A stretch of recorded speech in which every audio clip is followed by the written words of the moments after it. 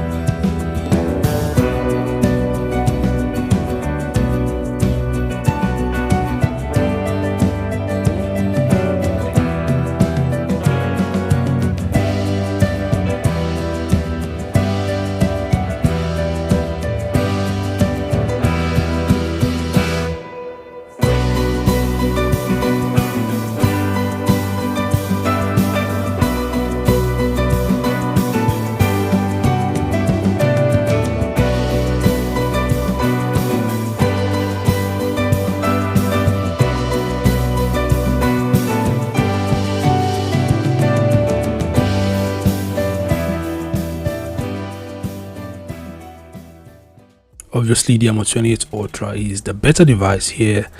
It's far more powerful, far more better than the Ulefone Armor 34 Pro. But the 34 Pro is expected to be a lot cheaper. But anyways, what do you guys think? Feel free to share your thoughts in the comments section below. Thanks for watching and I'll see you guys in the next one. Peace out.